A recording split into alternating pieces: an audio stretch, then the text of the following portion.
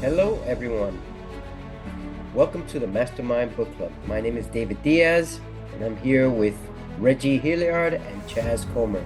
We'd like to summarize and commentate on a very powerful book called Who Moved My Cheese by Dr. Spencer Johnson. I'd like to call on our first mastermind, which would be Reggie Hilliard. Take it away. Okay. Hi. Hello, everyone. Just touching on this book a bit. One thing I really want to focus on is in this book about who moved my cheese is this concept of basically what we'll talk about is adaptability. So always being ready to make a change when you need to make a change. And the best way to be ready to make a change is just to stay ready. So a lot of times we have things going on in our lives we're very accustomed to, and we get caught up thinking that those things will always be the same. And then as soon as there's a change that happens, we get caught off guard, and so much so that our lives can completely fall apart. So if we remain ready and adaptable, no matter what goes on around us, we'll be ready to deal with that in terms of whatever that change may be, and it won't get us into a situation where we'll end up kind of completely dismantled or in a place where we're falling apart because we're not, we weren't ready for that thing that happened. So that's one thing I'll touch on. A book has a lot of golden nuggets, but if you stay ready, you never have to get ready. So just always look to be adaptable, amenable, working towards making changes in yourself or being ready to make changes so that when the changes happen, you're fine. Reggie, awesome, awesome. I'd like to now call on our next mastermind, Chaz Comer. All right. Hello, everyone. In the book, it talks about your fears. With the four characters, two of the characters were mice, two of them were, say, little people. The mice, once the cheese ran out, instinctively ran into the maze and started looking for more cheese. Meanwhile, the little people, who were smarter, so-called, or had brains and could think more than the mice, they hemmed and hawed and thought about their situation rather than following the mice into the maze. And eventually, one of the little people, uh, Haw, he decided after long, time, almost starving, to go out into the maze and search. So the thing of that I want to talk about is acceptance of your reality and avoidance of what is change. Change is inevitable. You can't avoid change. One good thing they said is that you're most happiest when you aren't running from your fears. So change is going to come. Don't be afraid of the change that's coming. Adapt to it, as Reggie said. Use your confidence to overcome your situation and go forth into the maze and find more cheese. Chaz Comer, that's awesome. That is very true. Very true. Now, uh, who moved my cheese? Doesn't everybody like to be comfortable, certain about what's next? But the reality is that some of us like uncertainty, fear, challenges. But the majority of us like to be certain that we'll have food, that we'll have money, that we have a place to stay, and so on. The majority of us want to be comfortable. The reality is that at one point or another in life, you're going to be uncomfortable. I've passed through that many times. I've thought I've had perfect schedules, and then all of a sudden, what happened? And this book really hits upon that. And I appreciate what it says and what it offers. In just like Reggie and Chaz said, you got to be ready. You don't know when change is coming. You don't know when the stock market's going to crash, for example, because it affects us all one way or another. And it's not overnight for everyone, but the wave of negativity comes to our door, doesn't knock, it just rams right through. So be ready. Now, I don't know what you guys thought, but what has this experience thought about, made you think about? Old beliefs don't lead to new ideas. Old beliefs don't lead to new ideas. You want to say anything more on that? Being stuck with your old ways, your old way of doing things, when change has come, will not lead you to a new place or a new ideology. I, during listening and reading the book, I often thought of the people in the Bible, the Israelites, how they had an 11-day journey, 11 days, but they got stuck in the wilderness because God gave them everything they wanted. He gave them water, he gave them manna from heaven, and they got comfortable. They started to build right there in the wilderness rather than going on to the promised land. So the book was reminding me of this biblical story and how 11-day journey turned into 40 years. And you know, old beliefs do not lead to new ideas. Thank you. Thank you for that. Martha Johnson has joined us. I don't know if she wants to say anything in reference to this book. Would you like to say anything? This book is amazing. I really love this book. I was so into the book, I totally forgot to go to Zoom and enjoy you guys. That's what I'm a little behind, but I apologize for that.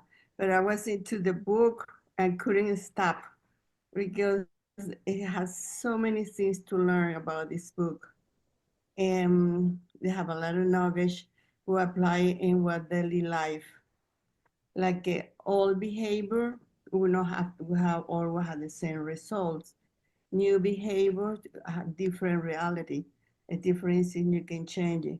And like a human beings, we complicate things all the time, and we're afraid to change.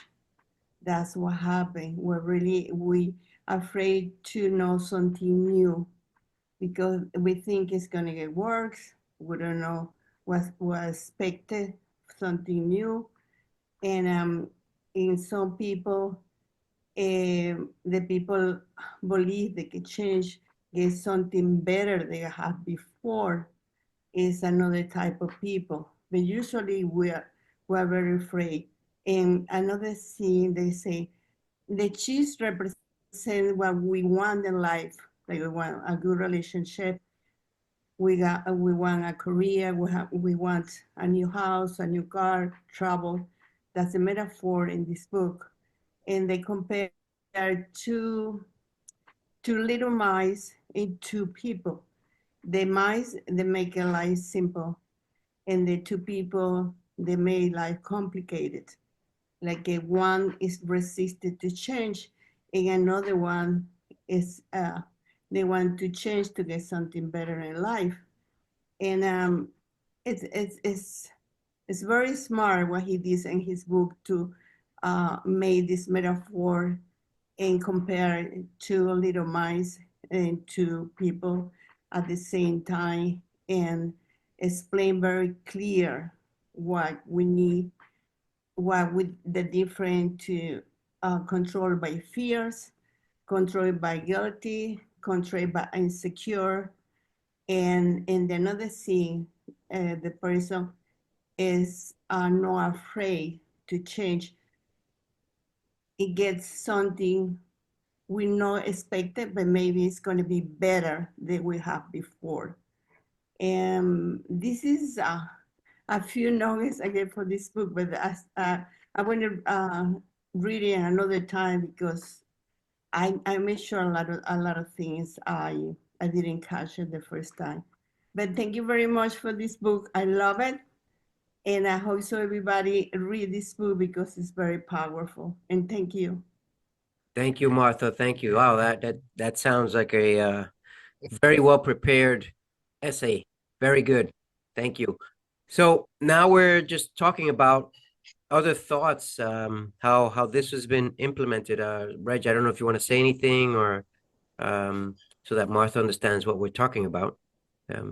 The question that I had said earlier to both Reg and Chaz and now you, Martha, is that how would you implement this in regular life? Has it impacted you in any way? In can you remember going through this situation? And so, Reggie, you're up if you have anything to say. Well, I mean, change is, there's a statement, change is the only constant, right? So it sounds kind of oxymoronic, but if we notice everything around us is always transforming into something else. And so like, I mean, even like in my job, there's always like these changes, but I look at it as like as much as things change, they also kind of go cyclical. So like it's never really changing as much as we think. But however, if you just are open to the changes, you won't get swallowed up by the changes. So I just kind of like deal with it because I'm like, okay, this is gonna change, but at the same time, it's gonna change back. It's gonna change back. So just stay ready for it. As I mentioned earlier, just making sure to stay ready for the changes so that you don't, get caught up in a situation where things happen and then you're not prepared to deal with those things. But then I was reading another book just a short while ago, and it talked about like certainty or uncertainty. Certainty ties us to the past and gets us stuck, and then uncertainty is how you can like kind of be ready for the future. Because when you have certainty, you already know what's going to happen, right? So it's always like the familiarity of what's going to be next, right? And some of us, we tie ourselves to that, like always, doing the exact same thing, getting up, drinking coffee, eating breakfast at the same, like all of these things that are very, very regimented. And then and then when something happens where it's like different from the norm, we're like, oh, we don't know how to, it's like we completely unravel per se. So if you can learn to like not be that way and understand that there's a possibility that something new is going to come along, then it allows you to stay open to, the fact that things happen that way and you don't have to be so surprised and you can deal with those things. So uncertainty is more like what's possible in terms of what could happen in the future, and certainty keeps you kind of stuck in the past. So we can keep that frame of mind. That's definitely a good thing. And also, from what I understand, I forget who's need. I remember hearing like uncertainty is one of like a human need. We have a need for certainty, a need for uncertainty. Some of these other needs. So there's definitely, if we understand it that way, to always kind of like keep that in mind. And the last thing, because Martha touched on, and Charles might have said it too, but the whole thing with these like people, we think we're so smart, right? And we're so smart that we outsmart ourselves. We overthink, right? So these mice were much smarter in that they were more adaptable. They went with their instincts, right? Understanding like well actually, and even keeping aware of what was going on around them because they saw the cheese diminishing, and so they weren't so surprised when they got to the point when they got back to the maze and whatever that section was, section C or whatever, that there was no more cheese. But sometimes with people, we think we're so smart and we know everything, and then our smarts lead us to like basically getting caught in bad situations because we just overthink everything instead of just going along with what is like the truth or going along with the instincts. So like sometimes really about like putting your smarts aside as much as we may think we're smart and just be more open to what's going on around us and adaptable in those words that I've used. And just going with the flow, if you will. And there's a statement like going with the flow, which really kind of just means going with the pace of things and what's really going on around us so that we're able to kind of be able to sort of just move steadily and make sure we don't fall behind. So those are some of the shares that I offer. Thank you, Reggie. So in my experience with this book, I've had regular changes, and I've had to adapt to the circumstances. For example, for the last 4 months, I mean, for what, the last 3 or 4 years, I've been running at 5 in the morning. And for the last 4 months, I've had to change that because I had to take my son to an academy at 5 in the morning. And it hasn't been the same. It hasn't been the same. I don't find myself. I you know, driving my son to school, then driving my wife to work. It's just thrown me off my schedule, trying to figure out how to best handle this. And The reality is change is normal, and you're going to feel uncomfortable. You're not going to like it, probably. I didn't like it, but then I learned to accept because I was asking questions. What can I learn from this? How is this beneficial? Sometimes you have to appreciate the change, even if you don't appreciate it. I don't like to have less time available to do what I need to do, but the reality is that's just the way it is right now. That's going to happen to you. It's going to happen to me. I should have published at least 3 or 4 books by now. And I have 3 books that I've postponed. I have one that's done, but I don't want to publish it until I have the other ones complete. And, it doesn't get any easier. So what do I do? Do what I can. I can't do 10 things. I'll do one, and that's just the reality. Change, just as Martha said, it's a metaphor. The cheese is a metaphor for your goals. And your goals today might be to make $100 or 1,000 or 10,000 or 1,000,000, whatever the goal is. That's fine. And you're getting 100 at a time. And all of a sudden, you're not getting 100 at a time. I've been there. I've had to freeze what I was doing work-wise and then start all over. And that's not easy. That's not easy, but, just be prepared. I know some people who've gone through the phase of getting released by their office work. And all of a sudden, left and right, people are getting cut out. And then, then you get your name called and you figure you're going to get cut out. And all of a sudden, you don't. Right? Or you do. Whatever it is, you got to be ready to make that next move. What are your next 5 or 10 moves? What are they? So I'm ready to write certain books. I'm ready to do certain things for my child who's on the verge of walking. Not there yet, but on the verge of walking. I'm ready to do some things. So, is it perfect? No, it's not. I wanted to do some exercise today with her, and she said no. So, I don't like that change, but I've got to accept it because she has a right to choose to a certain extent. Martha, would you like to add anything, or should I tell Chaz and Reg, if anything? But I have to say, You can look at the camera. but I have to say, change it. Sometimes take you off your comfort zone, but you don't know it's going to take it to a better place. And to be afraid is a human. To be afraid for something new, and don't be afraid, because for the beginning is you don't know, but after that it's going to be much better, and maybe it's going to be a better for your family, for yourself. And don't be afraid to experiment something new. That's my goal I have in this incredible. Beautifully said, Martha. Beautifully said. Beautifully said. Thank you. Thank you. Anyone else? I'll just close with this, that what you fear or what may change is never as bad as what you imagine. What may change or what you fear is never as bad as what you imagined it to be. Got it. What you fear. Just go through it. Yeah. Just do it. Like Nike say, just do it. All right. Last statement, anyone else? Nope. 3, 2, 1. All right. So thank you very much for listening to the Mastermind Book Club. Next week, we'll review another empowering book, so stay tuned.